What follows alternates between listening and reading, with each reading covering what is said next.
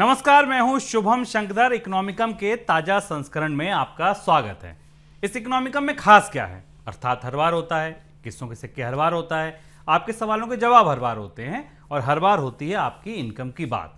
लेकिन सबसे पहले सबसे खास बात यह है कि ये इकोनॉमिकम हम नए स्टूडियो से कर रहे हैं। ये स्टूडियो पिछला स्टूडियो नहीं है, ये मनी 9 का नया स्टूडियो है। अब आप मुझे और अंशुमान जी को यहां से ही इकोनॉमिकम करते देखेंगे। दूसरी बड़ी बात, या तो आपको पता चल चुका होगा अब तक, और अब तक पता नहीं चला है तो आज की सबसे बड़ी सबसे अच्छी खबर यह है कि मनी 9 का अपना मोबाइल ऐप आ चुका है और आपने अब तक अगर डाउनलोड नहीं किया तो इसको तत्काल डाउनलोड कर लें।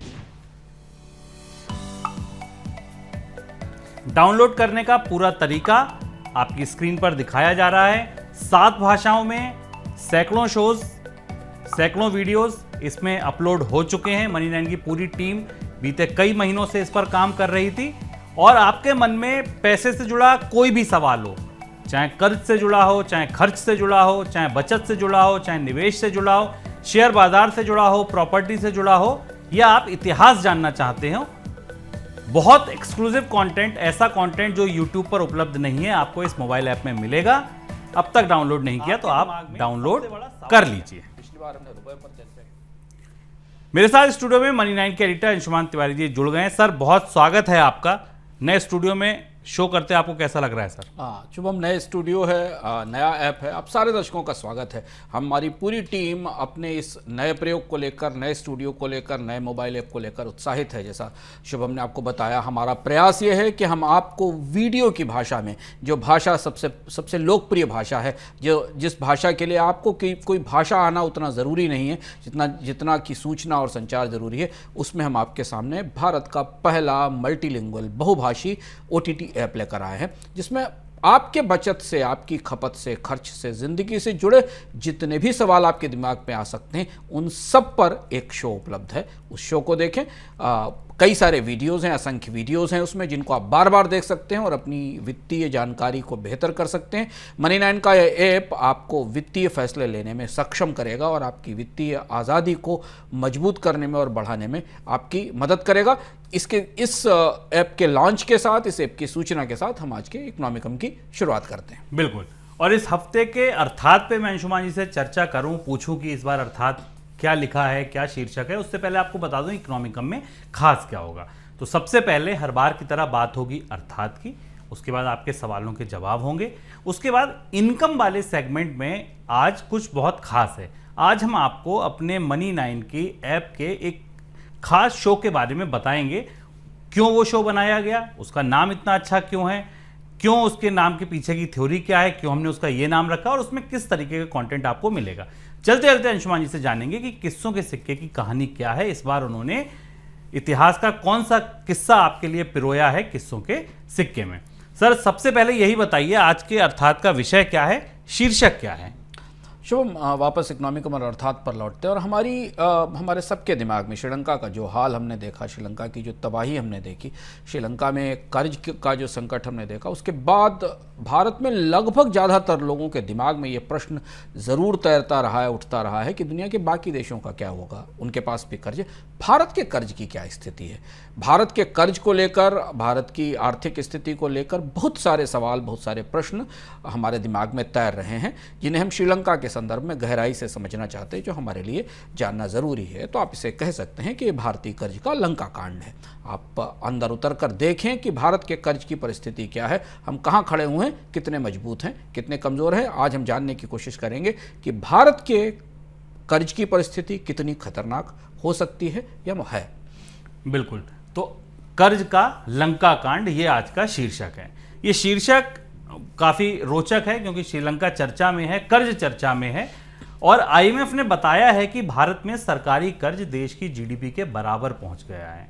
क्या मतलब है इसका और अर्थव्यवस्था के लिए ये कितनी बड़ी चुनौती है सर? शुभम, जब श्रीलंका के कर्ज संकट पर बहस चल रही थी, चर्चा चल रही थी, और तब बहुत सारे अलग अलग तरीके के पक्ष या आंकड़े रखे जा रहे थे, और मैं अक्सर ही ढूंढ रहा था उन चर्चाओं में कि क्या भारत के लोगों को आधिकारिक रूप से ये पता भी है कि भारत के सकल सरकारी कर्ज की परिस्थिति क्या है, या भारत के राष्ट्रीय कर्ज की परिस्थिति क्या है। यहाँ हम एक चीज़ स्पष्ट कर देना चाहते हैं कि जब आप कर्ज की बात करते हैं तो केवल विदेशी कर्ज ही संकट की वजह नहीं होता, देशी कर्ज उससे ज़्यादा बड़े संकट की वजह बन सकता है, और जिसे हम भीतर समझना चाहते हैं। ये बात पिछले साल अक्टूबर की है। उस वक्त किसी ने नहीं सोचा था कि ऐसा फलता फूलता श्रीलंका इस तरह डूब जाएगा, देश के राष्ट्राध्यक्ष को देश छोड़कर भागना पड़ेगा, और संकट इतना गहरा होगा कि श्रीलंका की अर्थव्यवस्था को आईएमएफ की मदद लेने में भी मुश्किल होगी। उस वक्त तक यह भी स्पष्ट नहीं था कि रूस का और यूक्रेन के बीच युद्ध होगा, लेकिन भारत में नए बजट की तैयारियां शुरू हो चुकी थी, और उसी दौरान आईएमएफ की एक रिपोर्ट आई जिसने भारत के पूरे आर्थिक हलकों में सनसनी फैला दी। उस रिपोर्ट ने यह बताया कि भारत का कुल सार्वजनिक कर्ज, यानी जिसको हम अंग्रेजी में पब्लिक डेट कहते हैं, इसमें केंद्र सरकार, राज्य सरकार और सरकारी कंपनियों का जो कर्ज है वो जीडीपी के बराबर पहुंचने वाला है। यानी भारत के जीडीपी का, भारत के सकल आर्थिक उत्पादन का, चाहे वो खेत से निकल रहा हो, चाहे वो फैक्ट्री से निकल रहा हो, चाहे वो दफ्तर से निकल रहा हो, उसका जितना मूल्य है उसके बराबर, लगभग उसके बराबर पहुंच चुका था भारत का सार्वजनिक पब्लिक डेट। इसमें सरकारों का और सरकारी कंपनियों का कर्ज शामिल है। भारत की राजनीति में उस समय दूसरी चर्चाएं चल रही थी, लेकिन जिन्हें इससे फ़र्क पड़ता था, जिन्हें इस आंकड़े से बहुत गहरा फ़र्क पड़ता था, बहुत ज़रूरी फ़र्क पड़ता था, उन्होंने दिल्ली से लेकर मुंबई तक खतरे के अलार्म बजाने शुरू कर दिए। वित्तीय बाज़ारों में नए हिसाब शुरू हो गए, और शुभम में ध्यान रखना होगा ये वही समय था जहां से तब से भारतीय बाजार से विदेशी निवेशकों ने निकलना शुरू किया था। ये रिपोर्ट अक्टूबर में आई, और अक्टूबर नवंबर के बाद हमने भारतीय शेयर बाजार से विदेशी निवेशकों की बिकवाली देखी। तब तक यूरोप का संकट नहीं आया था, तब तक कच्चे तेल की कीमतों में इतनी ज़्यादा तेजी नहीं आई थी, लेकिन उसी समय से विदेशी निवेशकों ने भारतीय बाजार से अपनी बिकवाली शुरू की, जो आने वाले महीनों में बढ़ती चली गई। और यही वो समय था जिस समय रुपए के टूटने का उद्घाटन हुआ। यानी भारतीय रुपए में जो सबसे तेज गिरावट जहां से, जिस क्षण से शुरू होती है, उस क्षण के पीछे ये आईएमएफ की रिपोर्ट थी जो केंद्र सरकार के पास मौजूद थी, और बाद में वो रिपोर्ट सार्वजनिक हो गई आईएमएफ के वेबसाइट पर, उनके आंकड़ों में ये उपलब्ध है। तो भारत की सरकार को ये पता था कि भारत का सरकारी कर्ज, सार्वजनिक कर्ज जीडीपी के लगभग 100% के बराबर पहुंच रहा है, और उसका असर हमें परोक्ष रूप से उन भारत के वित्तीय बाजारों पर और भारत की मुद्रा की ताकत पर दिखने लगा था। सर, आपने बताया कि भारत का कुल कर्ज जो है वो जीडीपी के बराबर पहुंच गया। भारत अकेला ऐसा देश है या दुनिया में कुछ और मुल्क भी ऐसे हैं जो इस स्थिति में हैं? शुभम, लगभग 20 देश ऐसे हैं जो इस नामुराद क्लब में हैं। इसमें करीब 20 मुल्क मौजूद हैं। इनके का जो कुल सार्वजनिक कर्ज है, जो पब्लिक डेट है, वो या तो जीडीपी के 100% के बराबर है, उसके बिल्कुल करीब है, या उससे ज़्यादा है। इसमें वेनेजुएला, इटली, पोर्चुगाल, ग्रीस जैसी कुछ बीमार अर्थव्यवस्थाएं हैं जिनकी अपनी चुनौतियां हैं। इनमें मोजाम्बिक, भूटान, सूडान जैसे छोटे मुल्क भी हैं।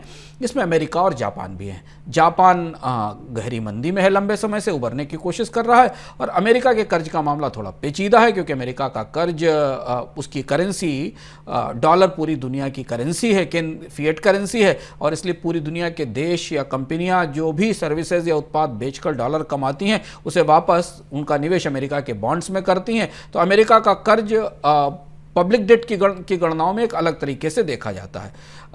15 अक्टूबर को आईएमएफ ने अपनी जो स्टाफ रिपोर्ट थी, जिसको कि वो देशों की समीक्षा रिपोर्ट कहता है, जिस पर आजकल हम कई सारे देशों के संदर्भ में, श्रीलंका और पाकिस्तान के संदर्भ में चर्चा सुनते हैं, इस रिपोर्ट का जिक्र बार बार आता है। उसने अपनी रिपोर्ट में कहा कि भारत का कुल पब्लिक डेट जीडीपी के बराबर पहुंच रहा है, कोट एंड कोट। यह खतरनाक स्तर है, और इसे अभी और ऊंचे स्तर पर बने रहना है। हमें यहाँ जानना ज़रूरी है कि विश्व बैंक और आईएमएफ के पैमानों पर किसी भी देश का सार्वजनिक कर्ज, यानी उसकी सरकारें जितना कर्ज लेती हैं और सरकारी कंपनियां जितना कर्ज लेती हैं, वो 60% से ज़्यादा नहीं होना चाहिए। यानी 60% का स्तर वो सहनीय स्तर है, वो टॉलरेबल लेवल है, जहां, और उसके बाद जब किसी देश का कर्ज उसके जीडीपी के अनुपात में बढ़ता है तो खतरे की घंटी बजना शुरू होती है। यहाँ एक और चीज़ हमारे लिए ध्यान रखना ज़रूरी है शुभम, कि ये भारत के कर्ज में बढ़ोतरी उस वक्त हुई है जब भारत की जीडीपी में गिरावट हुई है, यानी हम मंदी के दौर में थे, भारतीय अर्थव्यवस्था की जीडीपी में तेज गिरावट भी हुई थी। बिल्कुल, मुझे याद है एक पिछले कई साल पहले अंशुमान जी ने एक अर्थात लिखा था, उसमें लिखा था कि कर्ज जो है वो रक्तबीज की तरह होता है, जहां गिरता है वहीं से फिर उग लेता है। और सोचिए कि एक हम ऐसे देश में हैं जहां पर हमारा कुल कर्ज हमारी जीडीपी के बराबर है और 60% से ज्यादा होता है, तो खतरे के अलार्म बजने लगते हैं। सर, आईएमएफ की एक और ग्लोबल फाइनेंशियल रिपोर्ट का आप जिक्र कर रहे हैं आगे, जो इस संकट को, इस कहिए चिंता को, आशंका को और गहरा कर दे रही है। ये क्या रिपोर्ट है? शुभम, कर्ज रक्तबीज इसलिए होता है कि कर्ज आप छिपा नहीं सकते। श्रीलंका ने कितनी कोशिश की, पाकिस्तान ने कितनी कोशिश की, ग्रीस ने कितनी कोशिश की, दुनिया का कोई भी देश कर्ज वो किसी न किसी खाते में तो दिखाई ही देगा। अगर आप उसे वाइप आउट भी करेंगे तो भी उसके बदले कहीं ना कहीं कुछ ना कुछ नुकसान जरूर होगा। 1 अक्टूबर की रिपोर्ट थी, इसके बाद आया अप्रैल 2022। अप्रैल 2022 में जबकि हमारी चिंताओं में, चर्चाओं में रूस यूक्रेन का युद्ध था, महंगाई थी, रिजर्व बैंक की तरफ से ब्याज दरों में बढ़ोतरी थी, उस समय तक श्रीलंका से संकट के संकेत आने लगे थे। अब अप्रैल का पहला हफ्ता था जब श्रीलंका में डेट क्राइसिस और सॉवरेन डिफॉल्ट के खतरे साफ साफ दिखाई देने लगे। उसी समय तय हो गया था कि श्रीलंका इस बार डिफॉल्ट हो जाएगा। इसी समय एक और बेहद ज़रूरी खबर और बेहद महत्वपूर्ण खबर दुनिया की सुर्खियों में आई, पर सुर्खियां बहुत बड़ी थीं। सुर्खियों को पुतिन बना रहे थे, सुर्खियों को बाइडेन बना रहे थे, सुर्खियों को यूक्रेन बना रहा था, सुर्खियों को श्रीलंका बना रहा था, तो ये सुर्खियों से थोड़ा नीचे रह गई। आईएमएफ ने अपनी ग्लोबल फाइनेंशियल स्टेबिलिटी रिपोर्ट जारी की, जो वो हर साल जारी करता है, और उसमें आईएमएफ ने अपनी इस रिपोर्ट में बताया कि भारत की अर्थव्यवस्था सरकार और बैंकों के नेक्सस के कारण, उसने इस शब्द का इस्तेमाल किया है, सॉवरेन और बैंक्स नेक्सस, सॉवरेन मतलब सरकार और बैंकों के नेक्सस के कारण कर्ज के एक ऐसे जाल में फंस रही है जो कहीं ज़्यादा खतरनाक और बड़ा है। उसने ये बताया कि भारत में बैंकों की कर्ज होल्डिंग में सरकारी कर्ज का हिस्सा 30% हो गया है, यानी बैंकों के पास जो भी डेट है, जो भी कर्ज उन्होंने दे रखा है आगे बाकी लोगों को जो उससे कर्ज लेते हैं, उसमें 30% के खतरनाक ऊंचाई पर पहुंच गया। और ये चार्ट आपको दिखाई दे रहा होगा इस अपनी स्क्रीन के ऊपर। इस स्क्रीन में हमें दिखाई दे रहा है कि जो दुनिया के देश हैं इस पैमाने पर पाकिस्तान, घाना और इजिप्ट की ही हालत भारत से ज़्यादा ख़राब है। बाकी जो देश हैं वो भारत से नीचे हैं, यानी बैंकों की होल्डिंग्स में, बैंक और भारत के बैंक बहुत कीमती और महत्वपूर्ण, इस पर हम आगे चर्चा करेंगे इस कार्यक्रम में कि भारत के बैंकों में आम लोगों की जमा रखी हुई है, पर उन बैंकों का के कर्ज की होल्डिंग में सबसे बड़ा हिस्सा सरकारी कर्ज का है, जो खतरनाक स्तर पर है। अब शुभम, आईएमएफ को ये जानकारी, एक और ग्राफ आपकी स्क्रीन पर जैसे आप देख सकते हैं, ये चार्ट ये बताता है कि भारत के दुनिया के अन्य देशों की तुलना में भारत कहाँ खड़ा हुआ है। इस चार्ट में जो रेड लाइन है, इससे ऊपर का हिस्सा वो है जो सहनीय स्तर से अधिक कर्ज वाले देश है, और ध्यान से आप देखें तो ऊपर आपको लाल डॉट के तौर पर पाकिस्तान, घाना और इजिप्ट दिखाई दे रहे होंगे, और उसके नीचे भारत दिखता है। आईएमएफ को ये जानकारी सरकार से ही मिली होगी, क्योंकि आईएमएफ के पास आईएमएफ से सूचना शेयर करने का पूरा तंत्र, प्रतिबंध सरकार, पूरा जो प्रबंधन तंत्र है वो सरकार के साथ है। सरकार ने ही भारत के कर्ज के बारे में, बैंकों की होल्डिंग के बारे में आईएमएफ को ये बताया होगा, और आईएमएफ के साथ दुनिया भर की सारी सरकारें अपनी सूचनाएं साझा करती हैं, पर ये जानकारी सरकार के पास अक्टूबर में भी थी और अप्रैल में भी थी। और श्रीलंका की संकट के संदर्भ में हमारे लिए ज़रूरी था मनी 9 में कि हम आपको ये बताएं कि भारतीय कर्ज की परिस्थिति क्या है, इसे अंतर्राष्ट्रीय एजेंसियां कैसे देख रही हैं, जो हर बार जब भारत की ग्रोथ के बाकी चीज़ों के आकलन करती हैं तो हम उन्हें रिपोर्ट करते हैं। तो हम ये भी बताएं आपको कि भारत के कर्ज की परिस्थिति को दुनिया कैसे देख रही है। सर, ये बात आईएमएफ की हुई, आपने कहा कि सरकार से सूचनाएं मिली होंगी, जुटाई होंगी, उसके आंकड़े दिए। सरकार आईएमएफ को बताती, सरकार हमें नहीं बताती। कोई आंकड़ा ऐसा नहीं है जो सरकार हमें बताए कि कितना कर्ज है। शुभ, सरकार हमें भी बताती है, और सरकार के दस्तावेज, आधिकारिक दस्तावेज हमें बताते हैं। फ़र्क ये है कि हमारी अपनी चर्चाओं में, हमारी अपनी वरीयताओं में वो चीज़ें नहीं आती। 2021-22 की आर्थिक समीक्षा ने बचते बचाते, सरकार के बात करने का अपना काम करने का तरीका होता, बचते बचाते ये सच भी नुमाया कर दिया, ये सच भी हमारे सामने रख दिया कि आईएमएफ का आकलन लगभग सही है, आईएमएफ का आंकड़ा लगभग सही है। समीक्षा ने बताया कि केंद्र और सरकार के कर्ज और जीडीपी का अनुपात 2016 के बाद बिगड़ना शुरू हुआ था, जब जीडीपी गिरने लगा और कर्ज बढ़ना शुरू हुआ, यानी जीडीपी अनुपात में जीडीपी में गिरावट हमने 2016 के बाद देखी और कर्ज में बढ़ोतरी देखी। 2016 में यह अनुपात करीब 45% के आसपास था, जो 2021 में 20-21 में 60% हो गया। अब बढ़ते बढ़ते वो अब आज इस स्थिति में है कि वो 90% से ऊपर निकल चुका है। सार्वजनिक कर्ज का एक बड़ा दूसरा हिस्सा राज्य सरकारों के कर्ज हैं, जिस पर हम मनी सेंट्रल में लगातार चर्चा करते रहे। केंद्र सरकार अभी भी राज्य सरकारों के कर्ज को लेकर बहुत चिंतित और परेशान है। तो राज्य सरकारों के खाते में जो कर्ज है, 2016 में आर्थिक समीक्षा ने बताया कि 2016 में ये जीडीपी के अनुपात में 25% पर था, अब ये 31% पर है। यानी कि केंद्र और राज्य सरकारों का कर्ज मिलाकर 91% के आसपास, 90% से ऊपर निकल चुका है। भारत की सरकारी कंपनियां अलग से बाजार से कर्ज लेती हैं, अगर आप उसको मिला लें तो ये 100% के बराबर हो जाता है, क्योंकि सरकार की सॉवरेन गारंटी पे, सरकार की गारंटी पर, चाहे वो बिजली कंपनियां हो, चाहे तेल कंपनियां हो या सड़क बनाने वाली कंपनियां हो, वो लेती हैं। और यही वजह थी इस बार कि एनएचएआई को कर्ज के बाजार से दूर रखा गया और ये कहा गया कि भारत की जो सबसे बड़ी रोड डेवलपर कंपनी है, जो सरकार के लिए सड़क बनाती है, भारत माला और एक्सप्रेसवे जैसे प्रोजेक्ट चलाती है, उसे कर्ज बाजार में जाने नहीं दिया जाएगा। और उसका असर ये हुआ कि भारत माला और हाईवे बनाने की रफ्तार पिछले सालों की तुलना में काफी कमजोर है। सर, अभी हाल में एक खबर आई थी, हमने मनी सेंट्रल में उसको कवर किया था कि राज्य सरकारें जो हैं वो अस्पताल की बिल्डिंग, अदालतों की बिल्डिंग गिरवी रखकर कर्ज ले रही हैं। पहले से इतना कर्ज लदा हुआ है, अब कर्ज लेने की ये स्थिति आ गई कि संस्थान गिरवी रखे जा रहे हैं, तो ये संकट तो और गहरा होता जा रहा है। हाँ शुभम, अब जब हम कर्ज की गुफा में, इस सुरंग में और गहरे बैठते हैं, हमने आईएमएफ की रिपोर्ट के जरिए इसमें अंदर जाने की कोशिश की, तो हमने आपको बड़े और मोटे आंकड़े दिखाए। फिर उसके बाद हमने भारत सरकार की जो आर्थिक समीक्षा है, जो बजट परिवार का दस्तावेज है, जो बजट के ही वंश में से आता है, उसने हमें बताया। अब जून 2022 में धर्मशाला में, हिमाचल में एक बैठक हुई। उस बैठक में राज्यों के सभी प्रमुख सचिवों को बुलाया गया था। इसमें पता चला कि कुछ राज्य सरकारें तो अस्पताल, कलेक्टर के दफ्तर, ताल्लुक ऑफिस और कई जमीनें रखकर कर्ज ले रही हैं।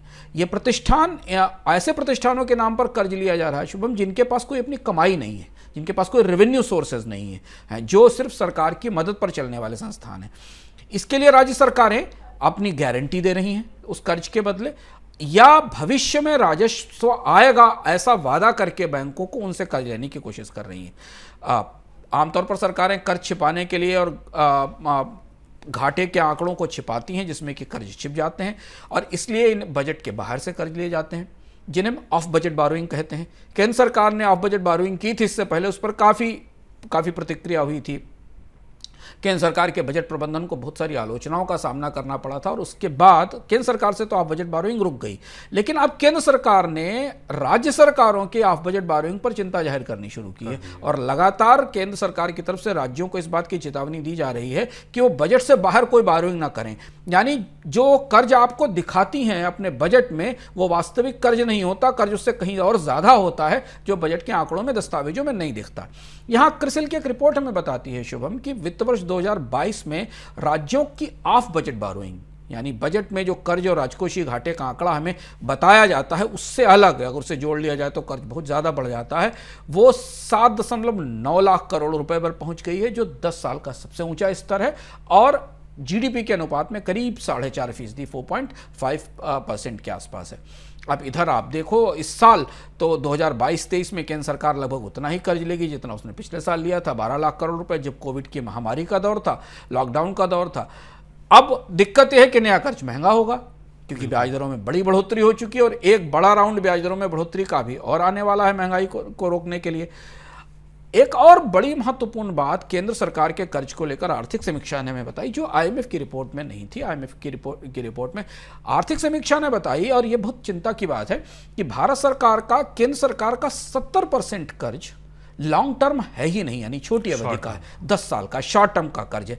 अब इसका मतलब क्या हुआ? इसका मतलब यह है कि केंद्र सरकार को लंबे समय तक ब्याज चुकाने की क्षमता का भरोसा ही नहीं है। केंद्र सरकार को पता ही नहीं है कि उसके रेवेन्यूज ऐसे होंगे कि वो लंबे समय तक ब्याज चुका पाएगा। लॉन्ग टर्म डेट हमेशा सस्ता होता है, शॉर्ट टर्म डेट महंगा होता है, पर केंद्र सरकार के अधिकांश कर्ज, 70% कर्ज 10 साल से कम के हैं। और यही वजह है कि आईएमएफ ने सॉवरेन और बैंक नेक्सस की बात तो इतनी प्रमुखता के साथ अपनी रिपोर्ट में उठाई है कि जो बैंक्स ये शॉर्ट टर्म कर्ज दे रहे हैं केंद्र सरकार को, वो बैंकों में रखी हुई डिपॉजिट जमा है।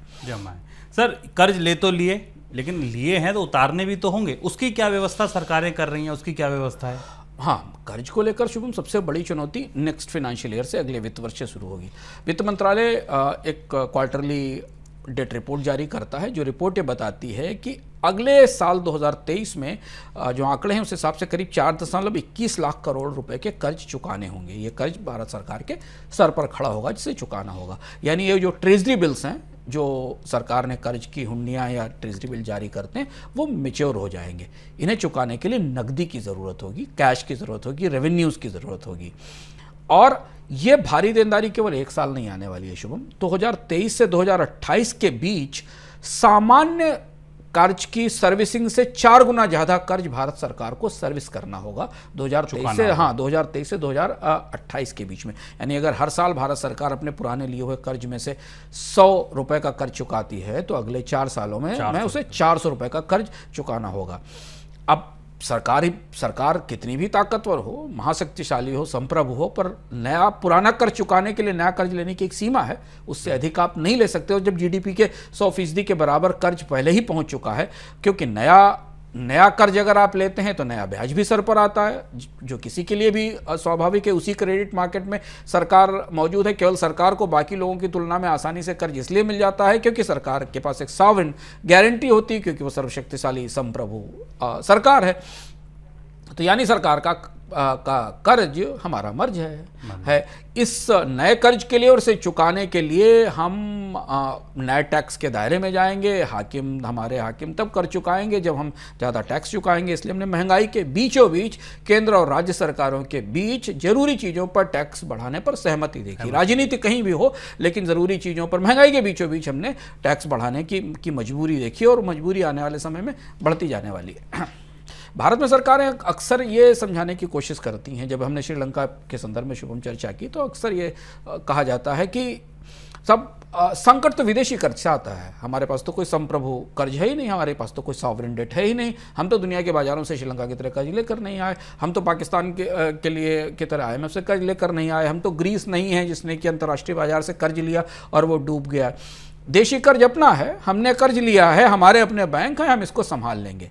लेकिन ग्लोबल फाइनेंशियल स्टेबिलिटी रिपोर्ट में और IMF की रिपोर्ट में और कई सारे और अन्य भी आकलन हैं जो ये बता रहे हैं कि नहीं, ये जो देशी कर्ज है, जो जीडीपी के 100% के बराबर बैठा है, ये उतना ही गंभीर और उतना ही बड़ा मर्ज है जितना बड़ा मर्ज शायद विदेश से कर्ज लेना है। बल्कि कई मायनों में ज़्यादा बड़ा ढांचागत स्ट्रक्चरल चैलेंज है घरेलू कर्ज को मैनेज करना विदेशी कर्ज की तुलना में। क्या इसी को सर वो सॉवरेन बैंकिंग नेक्सस बोला गया है? और एक सवाल मैं यहाँ और जोड़ूंगा कि अगर वाकई हमारी सरकारें हमारे ही बैंकों से कर्ज ले रही हैं, और आपने कहा कि वहाँ तो हमारी ही जमा रखी है, तो क्या हमारे बैंक, हमारी बचत भी दांव पर है? हाँ, और इसीलिए IMF ने पहली बार अपनी ग्लोबल स्टेबिलिटी रिपोर्ट में सॉवरेन बैंक नेक्सस का जिक्र किया है। यानी दुनिया में कर्ज लेने वाले देशों के 2 समूह हैं। इस आंकड़े को अगर आप देखें तो भारत में जो स्टेट ओन्ड बैंक्स हैं दुनिया के अलग अलग देशों ने, वो सरकारी कर्ज के कितने बड़े ग्राहक हैं, इसमें भारत का आंकड़ा आपके सामने दिखाई देता है कि भारत का अधिकांश सरकारी कर्ज स्टेट ओन्ड सरकारी बैंकों के पास है, थोड़ा डोमेस्टिक बैंकों के पास आपको दिखाई देता है, और फॉरेन सब्सिडरी जो विदेशी बैंकों की भारतीय शाखा है उनके पास काफ़ी कम हिस्सा है। ये महत्वपूर्ण चीज़ हमारे लिए समझना यहाँ ज़रूरी है कि ये नेक्सस अब चर्चा में इसलिए आया कि दुनिया में कर्ज की दृष्टि से देशों को 2 हिस्सों में बांट सकते हैं शुभम। एक वो देश जिन्होंने अंतर्राष्ट्रीय बाजार से सॉवरेन डेट लिया है, यानी अपने बॉन्ड जारी किए हैं अंतर्राष्ट्रीय बाजार में और वहां से कर्ज लिया, श्रीलंका जैसे देश या ग्रीस की जैसे देश। और दूसरे वो देश हैं जिन्होंने अपने ही बैंकों से कर्ज लिया है अपने काम के लिए, जिसमें भारत जैसे देश हैं, इसमें कुछ और देश भी हैं, अर्जेंटीना और रूस जैसे देश हैं। वो देश जिन्होंने अपने ही बैंकों से बार बार अपने ही खर्च के लिए कर्ज लिया, चूंकि उनका आकार बड़ा है, लोगों की जमा बचत बैंकों में रखी है, तो उनके बैंक तमाम नियमों के तहत दबाव में नियमों के तहत उन्हें कर्ज देते हैं। श्रीलंका के बैंक ही इतने बड़े नहीं कि श्रीलंका की सरकार को कर्ज दे सके, तो उन्हें बाहर से कर्ज लेना पड़ता है। सरकारी कर्ज का यही सॉवरेन बैंक नेक्सस है। सरकारी कर्ज का सबसे बड़ा हिस्सा बैंकों के पास है, उसमें भी जो निजी घरेलू बैंक हैं और विदेशी बैंक हैं उन्होंने सबसे कम जोखिम लिया है, सबसे कम रिस्क लिया है। बैंक सरकारी हैं, इसलिए सरकार को कर्ज देना उनकी जिम्मेदारी है, क्योंकि प्राइवेट बैंक तो मना कर सकता है कर्ज देने से एक समय के बाद, लेकिन सरकारी बैंक में तो सरकार की हिस्सेदारी है, सरकार की इक्विटी है, सरकार उसकी मालिक है, तो वो जैसा कहेगी सरकारी बैंक सरकार को कर्ज देगा। IMF की रिपोर्ट ये भी बता रही है, जिस पर हम अक्सर चर्चा करते रहे, पर इसे नई रोशनी में हम देख सकते हैं कि बैंकों के पास पूंजी नहीं है, पूंजी कम है, और फंसे हुए कर्ज जो उनके NPAs हैं वो लगातार बढ़ते हुए हैं। इसीलिए सरकार लगातार राजनीतिक विरोध के बावजूद हर दूसरे तीसरे महीने ये जोखिम लेती है कि बैंकों का निजीकरण कर दिया जाए, कोशिश की जाए कि बैंकों में इक्विटी कैपिटल लाने की नए सिरे से कोशिश की जाए। और ये बात जो शुभम आपने कही वो सबसे महत्वपूर्ण है कि बैंकों में रखे हुए हमारे डिपॉजिट ही तो बैंकों की पूंजी है या कैपिटल है, जिसे वो सरकार के ट्रेजरी बिल में निवेश करते हैं। और इसलिए सॉवरेन बैंक नेक्सस सरकार की साख के लिए, रुपए की साख के लिए, देश की अर्थव्यवस्था की साख के लिए तो चुनौती है ही, उन बचतकर्ताओं की या उन छोटे डिपॉजिटर्स की जमा के लिए भी सरकार का बढ़ता कर्ज सबसे बड़ी चुनौती है, क्योंकि बैंक बुरी तरह मुश्किल में फंसते हैं जब सरकारी कर्ज में समस्या आती है। सर, IMF ने अपनी रिपोर्ट में एक डूम लूप का भी जिक्र किया है, ये क्या है, ये इसको समझाइए। ये खतरनाक है। IMF ने अपनी रिपोर्ट में कहा है कि ऐसे देशों का, भारत जैसे देश और कुछ और भी देश है, इन्हें एक खास किस्म के डूम लूप की तरफ भेज रहा है या धकेल रहा है। डूम लूप का मतलब है कि लगातार आप कर्ज लेते जाते हैं और बैंकों के बैलेंस शीट में कर्ज बढ़ाते चले जाते हैं। डूम लूप एक खास किस्म का कर्ज संकट है जो वैसा नहीं है जैसा कि हमें श्रीलंका या बाकी देशों में दिखाई देते हैं। होता यह है कि जब कोई सरकार अपने देश के बैंकों से कर्ज लेते लेते डिफॉल्ट हो जाती है, यानी बैंकों को पैसा नहीं चुका पाती, तो फिर बैंक भी डूबते हैं और सरकार तो डूबती है और सरकार की साख तो डूबती है। और ये कोई काल्पनिक व्यवस्था नहीं है। 1998 में रूस और 2001-2 में अर्जेंटीना में ये क्राइसिस आ चुकी है। रशिया ने 1998 में अपने बैंकों से ह्यूज डेट फिनांस कराया था, अपने कर्जों में पैसा लगाया था और उसके बाद सरकार उसे नहीं चुका पाई। फिर उसके बाद यही ऐसा ही अर्जेंटीना में हुआ था। अब उसके बाद फिर उनकी करेंसीज पर असर पड़ा, फिर उनके देशों की साख पर असर पड़ा। तो आप श्रीलंका पे तरस खा रहे हैं, लेकिन भारत का सार्वजनिक कर्ज भी उतने ही खतरनाक मुकाम पे है और इसमें बैंक भी फंसे हैं, इसमें डिपॉजिटर्स भी फंसे हैं, इसमें टैक्स पेयर्स भी फंसे हैं, जिनके पैसे से सरकारें लगातार बैंकों को पैसा देती हैं। और भारत की सरकारें राजकोषीय प्रबंधन को लेकर आदतन लापरवाह हैं। हमने पिछले दिनों भी एक बार जब इस पर चर्चा की थी इकोनॉमिकम में, तो इस संदर्भ का जिक्र किया था, जिसको हम फिर आज यहाँ चर्चा कर सकते हैं कि डॉक्टर अम्बेडकर ने 1949 में संविधान सभा की बहस में, जो कि अनुच्छेद 292 की बहस थी, जो अनुच्छेद 292 है, अभी पहले 268 था, उसमें उन्होंने कहा था कि भारत में सरकारों को किसी भी तरह से मनचाहा कर्ज उठाने का अधिकार नहीं मिलना चाहिए। संसद को कानून बनाकर सरकारों के कर्ज लेने की सीमा तय करनी चाहिए। और ये डॉक्टर अंबेडकर ने उस समय नहीं कहा था, उसके बाद भी सरकारी कर्ज के ढांचे में सुधार के लिए, पब्लिक डेट मैनेजमेंट ऑफिस बनाने के लिए, फिनेंशियल बजट मैनेजमेंट बिल के तहत सरकार के कर्ज की सीमा तय करने के लिए असंख्य सिफारिशें, असंख्य चर्चाएं और असंख्य तरीके के कार्यक्रम और योजनाएं और सुझाव सरकार की मेज पर मौजूद है। लेकिन भारत में सरकारें राजकोषीय अनुशासन मानती कहाँ हैं? उन्हें राजकोषीय अनुशासन की बलि चढ़ाने और उसके बाद अपने राजकोषीय कुप्रबंध की जिम्मेदारी टैक्स बढ़ाकर लोगों पर डालने की आदत बनी हुई और हम उसके कारण वहाँ पर खड़े हुए हैं। असल में सत्ताधीशों को इस बात से तो फ़र्क नहीं पड़ता, सरकारों को इस बात से फ़र्क नहीं पड़ता, क्योंकि कर्ज वो लेते हैं, पब्लिक डेट चुकाने की जिम्मेदारी हमारी है, हम उसे किसी तरह से चुकाएं, चाहे टैक्स पे करके चुकाएं, हमारे बचत टैक्सेस से भरपाई होगी। एक चीज़ ध्यान रखना जरूरी है, शुभ ने शुरुआत में कहा था कि कर्ज चाहे देशी हो या विदेशी कभी खत्म नहीं होता, वो रहता मौजूद है, वो कहीं ना कहीं किसी न किसी बैलेंस शीट में दिखता जरूर है। अब चाहे वो अमेरिका का कर्ज हो या लीमन बैंक का कर्ज हो या रूस का घरेलू कर्ज हो या अर्जेंटीना का घरेलू विदेशी कर्ज हो या श्रीलंका का सारेन डेट हो, कर्ज जब बढ़ता है तो वो फटता ही है, वो कहीं ना कहीं जाकर किसी न किसी तरह से किसी न किसी चीज़ को ख़त्म करता है। हमारी चिंता ये है कि सरकारें बदल जाती हैं, पर उनके फैसले इतने गलत होते हैं, उनके आर्थिक फैसले इतने गलत होते हैं कि उसके बाद पीढ़ियां उसके दंश भुगती हैं। ग्रीस और श्रीलंका हमारे सामने उदाहरण है जहां सरकारों के निरंतर गलत फैसलों ने आज श्रीलंका की पूरी पीढ़ी को ऐसे अंधेरे में ढकेल दिया। उस सुरंग से बाहर निकलते निकलते श्रीलंका की पूरी पीढ़ी गुजर जाएगी जब श्रीलंका वापस में आर्थिक व्यवस्था की मुख्य धारा में आएगा। तो भारतीय कर्ज की चुनौती उतनी ही गहरी, उतनी ही बड़ी है जितनी दुनिया के किसी अन्य देश की, और इसके मामले में सरकार के पास खुद अपने बहुत सारे आंकड़े और तथ्य मौजूद हैं। सबसे अहम बात यही है कि सरकारें तो बदल जाती हैं लेकिन उनकी गलतियां, आर्थिक गलतियां पीढ़ियों को तबाह कर देती हैं।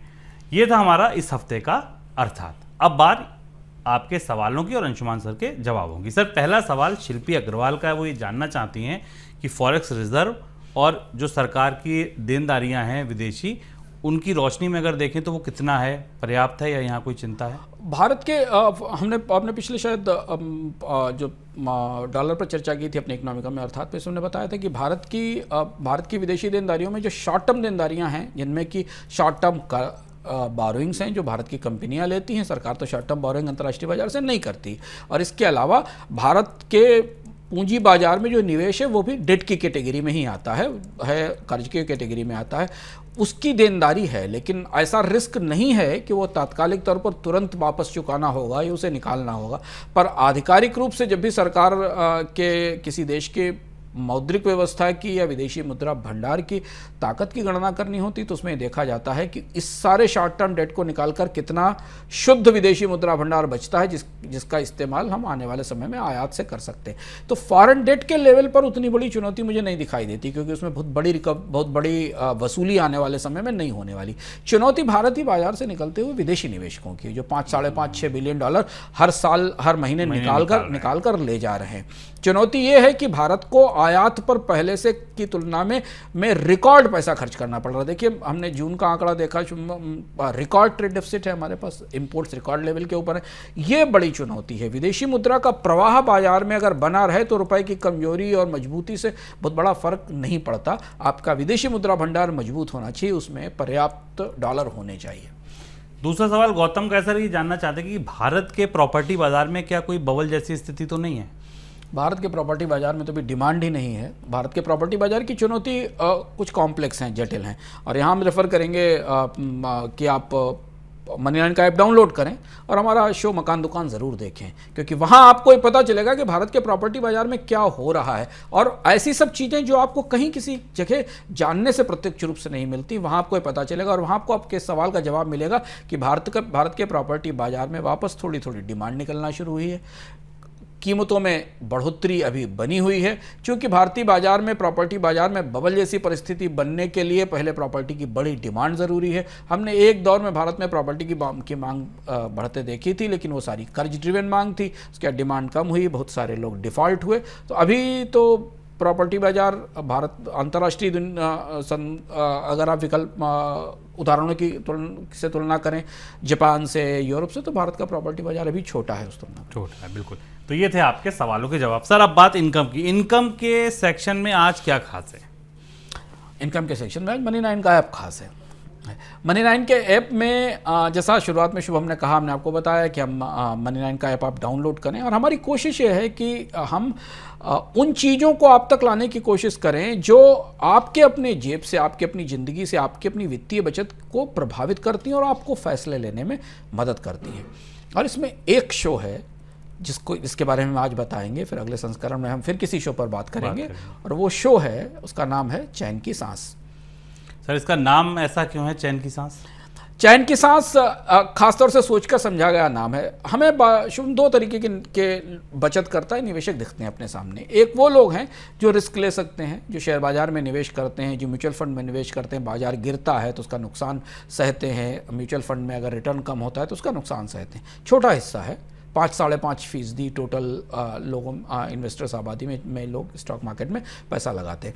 पर एक बहुत बड़ा हिस्सा ऐसा है जो शेयर बाजार से, म्यूचुअल फंड से दूर है, पर वो अपनी बचत बैंक में रखता है, बीमा में इसके जरिए अपनी सुरक्षा कवर करता है, हेल्थ इंश्योरेंस, कार इंश्योरेंस जैसे इंस्ट्रूमेंट लेता है जिससे उसकी सिक्योरिटी कवर है, उसे भी बेहतर रिटर्न का हक है।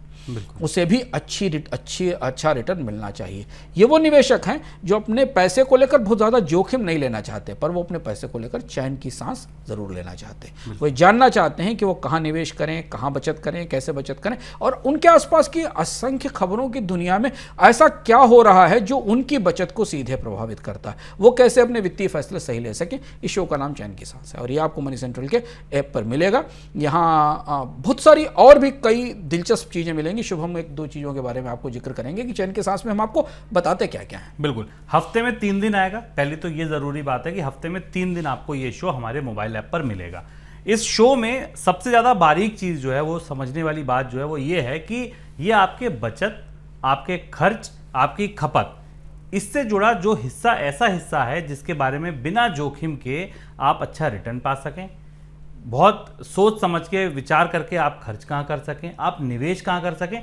कुल मिला के बात इतनी है कि चैन की सांस में आपको, जब आप कोई स्टोरी देखें, कोई शो देखें, कोई पैकेज देखें, कोई हमारे एक्सपर्ट की बातचीत सुने, उसके बाद आप ये महसूस करें कि हाँ, अगर इतना कर लूँ तो हो जाएगा। रिटायरमेंट के लिए तैयारी करनी है तो चैन की सांस देखिए, बच्चे की एजुकेशन लोन की तैयारी करनी है तो चैन की सांस देखिए, घूमने का प्लान बना रहे हैं, चैन की सांस देखिए, आपको बचत छोटी छोटी करके बड़ा अंबार कैसे लगा सकते हैं, आप चैन की सांस देखिए। तो पूरा मुख्य उद्देश्य हमारे इस पूरे शो का, प्रियंका संभव हमारी जो सीनियर एंकर हैं, वो ये शो लेकर हफ्ते में 3 दिन आपके पास आती हैं और बताती हैं एक्सपर्ट के माध्यम से अलग अलग मुद्दों पर आपको कि कैसे आप चैन की सांस ले सकते हैं।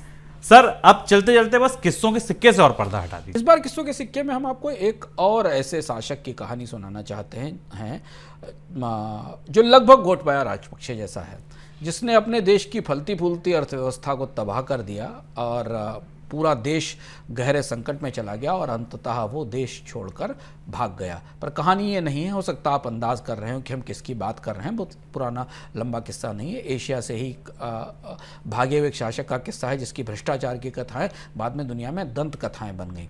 पर किस्सा केवल इतना नहीं है कि वो सत्ता में कैसे आया, बना रहा और कैसे उसने देश की अर्थव्यवस्था को तोड़ा और भ्रष्टाचार करके ले गया। किस्सा उसके बाद का है कि उसकी अगली पीढ़ी वापस सत्ता में आ गई है और उसकी अगली पीढ़ी उस देश के राष्ट्रपति चुनाव में जीत गई है और इसको लेकर पूरी दुनिया में काफ़ी चर्चा है। आप जानने की कोशिश करिए कि वो करेंगे, यहाँ आपको पता चलेगा कि वो कौन सा शासक था, उसका किस्सा क्या था और कैसे दुनिया के देशों में राजपक्षे जैसे राजनेता या इस तरीके के राजनेता अपने देश की अर्थव्यवस्था और आर्थिक चिंताओं को किनारे रखकर ऐसी नीतियाँ लागू करते हैं जिससे फलते फूलते देश बर्बाद हो जाते हैं। बिल्कुल, तो आप बिल्कुल किस्सों के सिक्के को भी देखना ना भूलें। इकोनॉमिकम को रविवार को 11:15 के बाद रात को 9 बजे आपको ये किस्सों के सिक्के मिलेगा। मोबाइल ऐप पर भी मिलेगा, फिलहाल तो यूट्यूब पर भी मिलेगा, कब तक मिलेगा नहीं पता, क्योंकि ऐप डाउनलोड करना बहुत ज़रूरी है। सर, बहुत शुक्रिया आपका शो में जुड़ने के लिए, तमाम सवालों के जवाब के लिए, अर्थात के लिए। अगली किस्त का फिर इंतज़ार रहेगा। आप लोगों का भी बहुत शुक्रिया। मनी 9 के साथ बने रहिए। चलते चलते एक रिमाइंडर और, ऐप अब तक डाउनलोड नहीं किया है तो ज़रूर डाउनलोड कर लीजिए। फिर होगी मुलाकात अगले रविवार को सुबह 11:15 बजे। तब तक के लिए दीजिए इजाज़त। नमस्कार।